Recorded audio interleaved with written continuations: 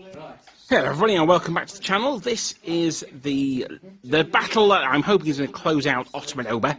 You can see on the screen now the Russian army of General Danarov. He is going to be commanding an all-cavalry force in this game. I'm going to go through the scenario for you in a bit. So we've got 3 brigades of Russian cavalry. Here on the left we've got the heavy cavalry. We've got 2 regiments of Russian cuirassiers, and they are supported by some Russian horse artillery. In the centre we've got the Dragoon Brigade. We've got 2 regiments of Dragoons, and they are supported by a small unit of Cossacks. And then on the far side, we've got the Light Cavalry Brigade. These guys are going to be the vanguard. They're going to be starting the attack today. We've got a regiment of Mounted Jaeger, and they are behind them is a regiment of Hussars, and they are also supported by some Cossacks with a 2-pounder horse artillery gun. So that's the Russians. It's a very cavalry-heavy force, as in, it's all cavalry. We've got some infantry, so if the battle requires it, we can bring them on later. But that's the Russians of General Danarov, and I'll be back shortly. Well, I mean, to you it'll be instantly, but for me it'll be shortly, as we set up the Ottoman Army. So this is the Ottoman Army. Now we've got over here on the left the artillery contingent, which consists of 2 heavy mortars and 2 heavy guns. So there's going to bring some fire and death on that Russian cavalry. In the centre, we've got the main part of the force, the Nizam el-Jadid. This is going to be a Nizam el-Jadid army. And you can see we've got 3 battalions of the Nizam. And then at the front there, we've got the battalion of Cairo Janissaries. I've not managed to base those yet, so apologies for that. And they are led here by the Aga, so he is going to be the guy who's in charge. And then we've got the Sultan's Guard, as it were. We've got over here, we've got at the back a small unit of Arab cavalry. In front of those, we've got one of my favourite units, the Bashi Basouks. In front of those, we've got an Order of Janissary. And then we've got some cavalry in some Mamelukes. And over here, there we are, we've got some Sipahi Lancers as well. And to round out the Turkish part of the army, we've got some, well, I say Turkish, there's a little Egyptian contingent in there, and there's some Fellahin at the front there. So that's the Turkish army, or the Ottoman army, and they're going to be facing off on this battlefield. So this is the battlefield we'll be fighting on today. Over here we have the start of the Turkish column, and their objective is to march down the road to the Ottoman camp that's just off the edge of the board there, to the left of that building. Over here we've got the scattered edge of a tree line, and there you can see the advance guard of the Russians, the Light Cavalry Brigade. They're just bursting out of the trees to take on the Ottomans. So we've got a small Russian village over there. I'm not sure if the Russians will be able to do anything about that. But we've set this in the sort of the Caucasus region, or the North Balkans, I suppose you could say. And we're playing in around 1808. The Russians are going to be reasonably skilled. They're going to be strategy rating 7. The Ottomans, as per the special rules, they are going to be strategy rating 6. So that's it for the deployment. Now, I had a lot of complaints in the last game that we only played, I think it was 7 turns. So we'll see how long this one goes, how long it takes General Danarov to destroy the Ottoman army. So that's dispositions at the start of the game. Let me move over here into the corner so we can show you the whole battlefield. There we go.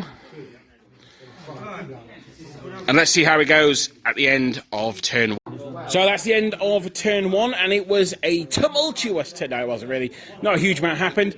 General Danarov, he moved the cavalry forward. He failed his order on the Mounted Jaegers there. We had a bit of a discussion whether he could order all the units together as a brigade order, but we finally found in the book that no, it does apply to cavalry as well. The Ottomans, they moved 1 along the road, which allowed the 3rd Nizam el-Jadid battalion to enter the battlefield, and they right-faced, so they're now facing along the open steppe at these Cossacks. If we get down to the tabletop, though, they are behind a little hillock, so there is that as well. And then, unbeknownst to General Danarov, in a super special surprise that he absolutely loved, over in the Ottoman camp, the Dardanelles gun fired a mighty shot all the way over to the Cossacks, and despite having the enfilade special rule, it missed. So 4 shots, needing a 5, none of them hit. Classic. So there you go, that's the end of turn 1. Not a huge amount happened, but the Russians are jockeying for position, and the Ottomans already are turning to face and slowing down their advance. Let's see how it goes for the Russians in turn 2. So that's the end of turn 2. General Danarov, he moved his cavalry forward. He tried to charge the front battalion with his hussars, but they failed. It did mean that they were within initiative move range, however, and I was able to move round and fire 2 volleys into them, which caused 2 casualties. Turns out I cannot roll a 6 to save my life. However, General Danarov, he did move his Cossacks round to the head of the column, and this column now is very much slowed down. If the mission is to get off the table, I think General Dan's done an excellent job of stopping that. His Cossack 2-pounder, unlimbered on the hill, fire down, it caused no casualties. But now the entire 1st Brigade of Nizam el-Jedid, with the Cairo Janissaries at the back, are now on the table. And let's see what the Russian cavalry have got. The Dardanelles gun did not fire this turn because it's an enormous gun, so it needs to take a turn to reload. But that's the end of turn 2, and we'll see what the Russian cavalry have got in their backpacks for turn 3. Saddlebags, I guess it would be, rather than backpacks, wouldn't it? What have they got in their saddlebags for turn 3? Well, that was the end of turn 3, and that massive gap you can see there is where General Danarov's Russian hussars charged in, and they absolutely thrashed this unit of Nizam, causing them to fall back because they are shaken. However, they caused 1 casualty back, drawing the combat, and because the hussars were also shaken, they had to take a test and exploded. So it's first blood to the Ottomans, but on turn 4, the Russian medium cavalry is going to enter the battlefield through those 2 clearings in the woods. And we'll see, the Ottomans have been pegged back into this sort of 24-inch square corner of the battlefield. They've still got a long old way to go down the road, and the protection of the Dardanelles gun, which fired at these mounted Jaegers, disordering them and causing a casualty. Remember, because it's an enormous gun, they were at -3 to their save, so they didn't even get a save against the awesome firepower of the Dardanelles gun. So that's the situation at the end of turn 3, but I think it's about to get a lot worse for the Ottomans. Well, it may not appear that much has changed, but you might be surprised. Appearances can be deceptive. Danarov launched his Cossacks into the flank of these Nizam el-Jedid, and after 2 rounds of combat, both units were shaken. The Cossacks fell back, but both of them are in a very, very bad situation. This unit here got crossing fire as the Cossacks went across the front, missed with every single one, despite hitting on 3s. So that poor powder of the Ottomans, although it's not a rule for the infantry, it really is coming into play. 1 regiment of dragoons over here in the far side have come on. So the mediums are getting involved. The Ottomans tried to bring on their cavalry as well, but it was unsuccessful. So that's the end of turn 4. I'm not feeling it for the Ottomans at the moment, I have to say. I think they might be in quite a bit of trouble. But let's see how it goes in turn 5. Turn 5 draws to a close, and the Russian cavalry have destroyed their first unit of Nizam el-Jedid. They're destroyed. The other ones in the corner there, they're not going to be doing much, to be fair. But it was the mounted Jaegers that charged in and destroyed the unit that was on the road. They pushed them back first, followed up, and although they were badly bloodied in the combat, they managed to explode the unit of Nizam el-Jedid. That means that brigade is now broken, but we're going to say that they can potentially unbreak, the same we did at the Quatre Bras game, if they rally off 2 of their units, so it's very unlikely. The unit on the hill here, they are in square, because the 2 units of dragoons over here looking rather scary. But there we go, that was the end of turn 5. I should say that the Ottoman Sipahi came on, so hopefully they've got some cavalry of their own. They can start doing some funky stuff and maybe sticking it to the Russians. But that's the end of turn 5. Let's see how the Ottomans can come when their Egyptian brigade comes on next. Well, that is the end of turn 6, and it was a huge turn for the Ottomans. They destroyed a regiment of dragoons that charged the Janissaries. They charged past the square that was on that small hillock there, which was eventually destroyed by that 2-pounder cannon. It's probably the most deadliest 2-pounder in the history of warfare. But it killed the entire battalion of Nizam el-Jadid. And the dragoons charged round the square, taking fire from crossing fire into the Janissaries, who managed, due to the Bektazi special rule, they managed to only take 1 casualty. In that last combat, I was like, I don't really want to re-roll, because I've already won the combat. If I roll a 1, then I take 2 casualties, and I'm shaken, and I lose the combat. But as it was, I was able to win the combat and destroy the dragoons. Over here, the Sipahi charged in, and they managed to destroy the admittedly very, very heavily damaged Jaegers, mounted Jaegers. So it was okay. The Sipahi did well. They took 2 casualties doing it, though. Those Cossacks, were they not shaken, they would be something of a concern. Actually, I've not breakthrough moved those guys yet, so I'll probably fall back when I do, though, to be fair. Over in the woods, the Marmaluks have turned up. It's only a small unit, and they're round behind this now shaken unit of dragoons. What shook them, I hear you cry? It was... Ba-ba-ba! The Dardanelles gun! It's actually finally done something. 2 dice, 2 5s, no save at that range, and 2 more hits of points of stamina, on those dragoons. Shook them. The overall general, I should have said, he joined the unit when he re-rolled their failed command roll straight into the Janissaries, and he got his head cut off by the Janissaries. No, he didn't. I didn't kill him. I rolled a 1 to try and kill him, so he's definitely not dead. But he's no longer on the battlefield. General Dan has done a spectacular job of rolling very low today in these games, but unfortunately, when it comes to morale tests, that's not necessarily what you want.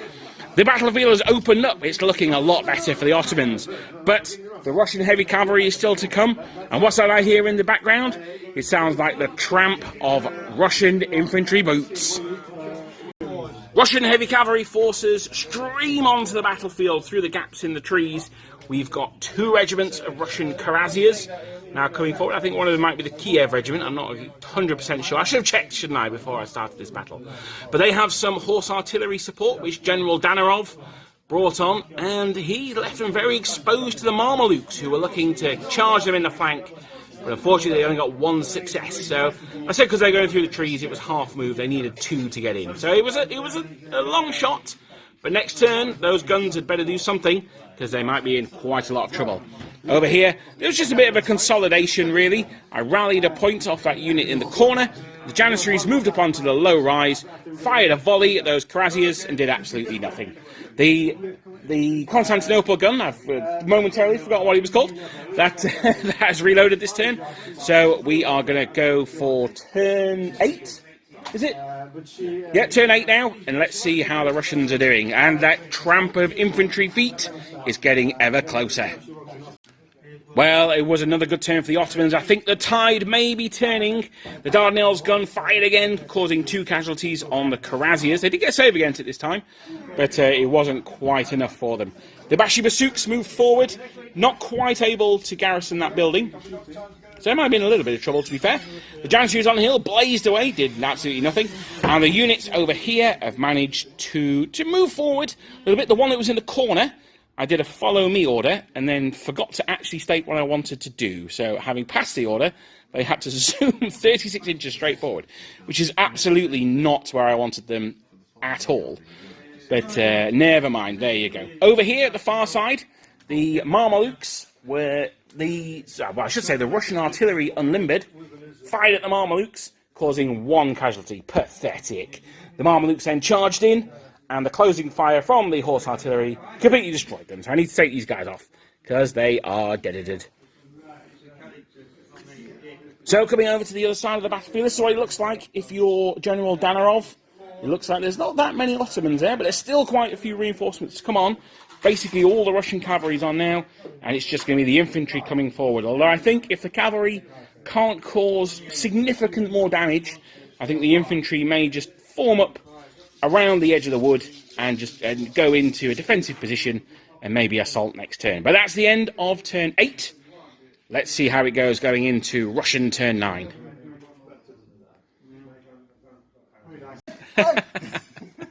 So that is the end of turn 9 and the end of the game. The Cossacks charged, well, actually they countercharged as the Sipahi charged in, and they actually destroyed the Sipahi. I think this unit of, I want to say they are Don Cossacks. Oh, no, these are St. Petersburg Cossacks. These have been the absolute superstars of the Russian army in this this event. Over here, the Fellahin, they were destroyed by the Russian Krasiers. No, massive shock there. And it forced the recently rallied Nizam el-Jedid to retreat. We had a discussion about some rules which may be added about the Fellahin. Perhaps they don't cause supporting units to take break tests, because who cares about them, effectively. The Bashibasuks finally made it into the building. I've not moved them because we've ended the game here. And the situation is that the Russian cavalry is being very, very badly mauled. The Cossacks, the Krasiers, the Dragoons, well, they're not shaken. The other 2 units are shaken. Those Dragoons are currently disordered. So the Russian cavalry has taken a hell of a beating. But they have stopped the Turks from reinforcing the camp. So I'm going to say it's a minor victory to General Danarov. I think the infantry are going to be marching through those woods. And while I'm not sure they're going to have the strength to assault the Turkish camp, it's certainly not something I'd quite like to do, I think the Turks are probably going to have to take the long way around to reinforce. So this column of troops marching through the Balkans has been stopped by General Danarov, and I'm going to declare it as a victory for the Russians. So thank you for watching. It's been good to get the rules out on the tabletop and try them out. There's a few things that I think we're going to change. I'll talk about them when we do the post-mortem on Wednesday. But overall, I'm really pleased with how the rules have worked. There's a few things that need changing, but really, really happy with them. Thank you for watching, and I'll see you guys next time.